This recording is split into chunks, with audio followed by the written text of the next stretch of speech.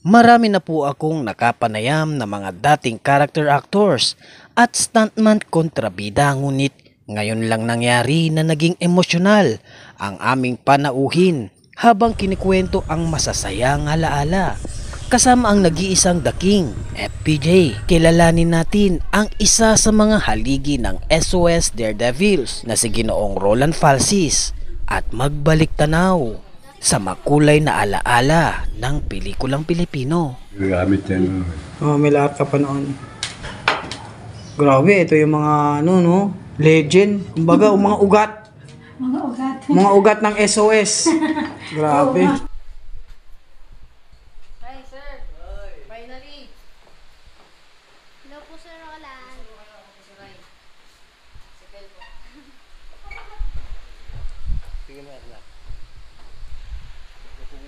Kumusta kayo mga Dre? Welcome sa Rai TV. Paano po nag-umpisa sa movie o sa stunt group si Roland Falsis? Wala, before ako Sa Philippine Airlines ako Philippine Airlines. Naglilinis kami ng aeroplano pag yung pumapara sa NIA o dyan sa domestic. Papalitan yung pagkain, lalagyan ng pagkain sa ano. Yun ang trabaho niyo before. Oo. Okay. From airport, napunta kayo ng stuntman. May umakay po ba sa inyo? Wala, nasilip ko lang doon sa bakuran sa amin sa Heran. Kasi Tagano ko Malate ko Sa Heran? Sa Heran. Ano ba yan? Ganito, ganun. And then, suddenly medyo nagtampo ko sa ano. Kaya ko rin yan. Kako, nagtampo ko sa agency sa APAL. Yung agency ni Edralin, ano ni kamag-anak din ng Marcos. So, sumasama ako sa, hindi, actually hindi yung bodyguard. Maalala lang kay Madam. Baka mamaya may mga, Alala lang. baka mamaya may mga, nag-rallying Eh, samantala wala naman sabing si Madam kasi mabait naman din si Madam sa mga stuntman, sa maliliit. Kahit si Fernando po, mabait sa maliliit. Pag last day shooting yan, papadala na isang truck ng beer yan. Papalit yun na ng bakay habang nagsushooting pa. Laging ganun, last day shooting, in grande lagi. Palit yun ng baka. Pagkatapos na ninyo inuman Yung mga sobra dyan, uwi nyo na sa pamilya. Hati-hati. Ito pera nito Yung huwag na kayo inuman, maraming alak dito Mag-aabot pa? Oo, ito para sa kinanay kita sa mga anak ko. Mga anak niya, yung mga batang anak ninyo. Pag may nagsumbong, naku, manager, nakita namin yan, nasa, susugal, yung mga babasukan. Di ba sabi ko sa bahay, ang para sa inyo, Para sa pamilya. Sa pamilya. Pamilya lang. Ayaw niya ng ganun. Ayaw niya. Ayaw. Binigay niya pampaino ng pamilya. Ayaw niya. Pampamilya tapos gagamitin mo sa, di ba, bisyo. Kaya pag may problema ka sa eskwelahan, kagad sa kanya.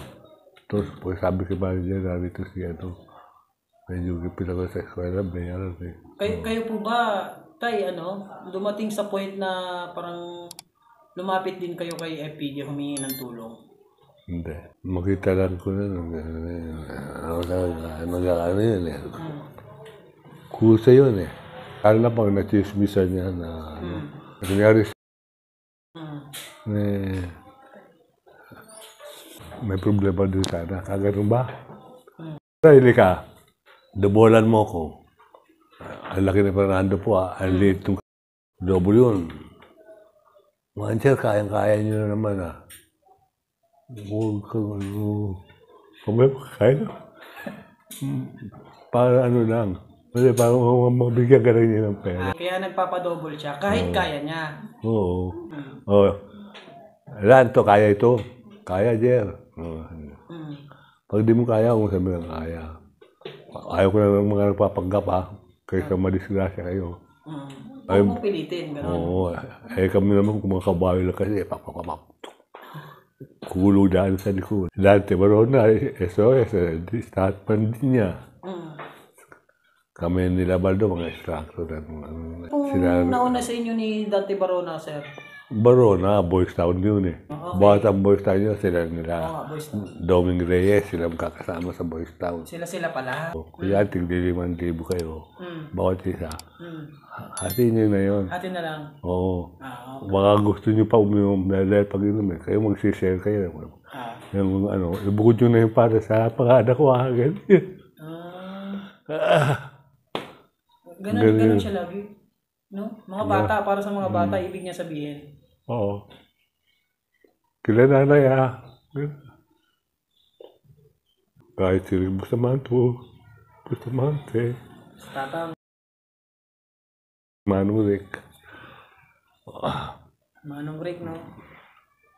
Pag may kaaway ka, pupunta yung kaaway. May dala ng baril nila dito yun. Siga nga na pa ako, pinaluhod dun sa tulay eh. Dahil dinidilay siya yung mga vendor. Nga po, mga vendor. Eh, nagsumbong Manong Rick. Oo. Pinahingi nyo ng tawad doon sa mga vendor. Ay matapang. Kala nga ni Rani nun eh. Roland, okay yung pangalan Sabi sa akin. Ano pa yung pangalan natin lang? Shadows Stats Unlimited. Yun ang ginawa ko. Shadows Stats Unlimited? Dying is a way of living. Kung ano yung delikado, yun yung pinagkakakitaan nyo. Dying is a way of living. Ano yung memorable na movie nyo with FPJ, sir? Halos lahat para sa akin nila. Special. Lalo na Perlas eh, dahil yun ang una eh. Perlas. Oo, unang-una ko kasi. Sa kanya? Okay. Unang-una. Ay dito naman ginawa ko sa Laguna yung Santiago. Paano po ba kayo mag-ensayo noon, sir? Mabigat ba ang ensayo? Mabugat na yun eh.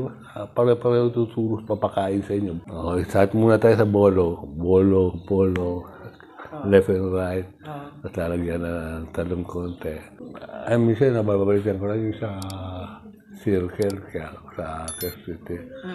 Doon nakikita ko lang sila Alangka. Mga naging tao ko yan. Sila Rudy Ramirez. Oo, Ramirez. Ano po yung pinakadelikadong stunt na ginawa nyo? Na-injury po ba kayo? Talong ka sa helicopter. Buwabagsak ka, pumuputok. Habang pumuputok ka, tinitiyak mo naman hindi ka babagsak sa pagitan ng train na babagsakan mo. Di ba? Kung sumiksik ka dun, delikado, di ba? Umaandar yung train. Oo, siyempre. Delikado yun. Walang harness. Walang harness. Kay Tony Ferrer. Tony Ferrer. Kaya mo eh, bahala na si Paring Balo, siya natitira. Maraming dinubulan din si Paring Bal eh. Kasi iba nga, nag-double pa siya ni Dorothy bago ako eh. Dolphy? Oo. Una pa siya, mag-double. Oo. Bago kayo. Oo. Practice plan na. Di ba double din ni Dolphy po yun? Oo nga, ayun ko pero nakasama ko siya, hindi ko nakita mo masyado mag-ano eh. Nag-festival na lang. Lan, ikaw nang gano'n sa akin si Dorothy. Medyo, sige, kawawahala. Kaya alam naman niya kasi ko eh. All around ako eh. Sige, ako kawawahala. Kumakamuti akong nakaway na direktor sa Baguio dahil para sa akin, parang binastos niyo yung alaga ko eh. Bakit ho? Si Agamulak. Agamulak? Tungkol ng kahit sa akin na yun eh. Kaya na medyo lumakas ako kay Bernard Boni eh. Bernard Boni eh, ang tapang din yun. Ayun na lang lumakas na suntukan ka Fernando po eh. Suntukan sila sa Casa Marcos, magkakbay, pumasok. Paglabas nila sa Casa Marcos, may mga dugo, may mga gano'n. Magkakbay, nagtatawa yan. Oo, so ay si Fernando po, boxer eh. Ay si Boni naman, karatista. Sino maraming tama? Ayaw, hindi namin pinag-ano eh. Lumabas sila. Pare-parehong May mga tama na. May mga may konti mga hindi naman malalata. Magkakbay na, nagtatawa. Pero magkakbay na. Sabi si naman ni ni Brody nun eh. Halos lahat na nakalaban ko na, bukal ko na. Ang hindi ko lang nakalaban dyan si Jess Lapid. Kasi naman si Jess eh. Walang masamang tinapay doon eh, sabi niya. Magkakaroon ni Brody. Hindi minamatay maliliit. Tapos sinabi ni Brody, kami lang ni hindi nagkasubukan, hindi na gano'n. Ni Jess. Oo. Yung si Jess eh, parang ako, kung ano tingin ko sa mga stuntman, gano'n ang tingin niya, parang walang malaking kagano. Pare-parehas, pantay-pantay. Kung ano decision nyo, sabi niyo sa akin, sabi ni Ruben, kung uwi kayo, uwi na kayo. Ayaw ko lang minaapi. Ganon siya? Oo, saan ko po basta last day shooting. Alam nyo kagad, may tagtrak na beer kagad, tagtrak yun. Tapos papalit yun pa. Papalit yun, parang baka yun. Lahat na matira dyan, pagkatetrin yun na. Saya, no? Pagkatetrin yun na. Pero yung pera, sa mga anak ko ito Kumbaga, para sa pamilya mo. Parang yung ganun na ibig niya sabihin. Huwag yun nabawasan sa anak yan Mayroon naman dito. Ang bait naman ni PJ. Grabe. Nakakaano yung mga dumudobor kirani. Padong tawag nila. Kamukha niya. Ano yun Hawig niya. Hawig niya. Tapos si Tony Tumbros. Driver ng basyo sa Paco eh. Biglang susunod si Rani. Hindi Makikialam sa yung doktor. Dito. Saan ko kayo? Kaya po. Bakit si Jess Lapid Sr. yung isa sa ano nyo? Gusto niyo siyang... Kaibigan ko eh. Nakakalat na sina Jess ko. Kahit sino ganyan. Pinaglalaban din ako naman. Si Sir Ulysses Chan, naging tinuruan nyo rin po pala. Sina din Robert Lee. Galing si Ulysses. Mahusay talaga, no? Sa tournament, bumabali ng kamayan eh. Talaga. Sir Gab, bumabali pala kayo ng kamay, ha? Buti na lang, hindi nyo ako binalian. Pag mahal ko saka si Robert Lee. Robert Lee, napakamatay lang eh. Ay, kung bibigyan kayo ng pangalawang pagkakataon, stuntman ba rin ba ang pipiliin nyo? Pwede. Basta kasama ko pamilya ko. After all, nothing is hard with willing heart. So if God is with you, who can be against you? Sabi nga ng kaibigan ko, wala na. Maalis na ako. Huwag ka bibitiw lagi kang nakayakap ka Panginoon. Oo. Ano po yung may bibigyan yung mensahe sa mga fans natin na hinahanap-hanap nila kayo, namimiss nila kayo eh? Wala kang tiwala sa amin mga na mahal namin ang trabaho namin dahil mahal din namin kayo. Gusto namin buo ang trabaho namin na hindi namin kayo adaya. At sana patuloy yung editing mga pelikula sa Tagalog.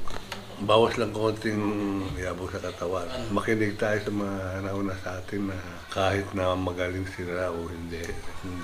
Matitimbang naman ninyo kung makabuti sa inyo yan.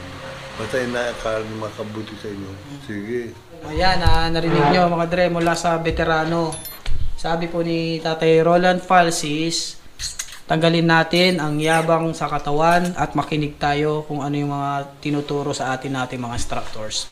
Mensahe ni Tatay Roland sa mga aspiring stuntman, mga baguhan. Ayan. Tay, maraming salamat po Okay. Thank you po talaga. Salamat. Thank you po, pinagbigyan niyo po kami. Maraming salamat po. Salamat. Thank you po. Okay. Salamat mga anak. Salamat po. Huwag kalimutan mag-subscribe. Paalam.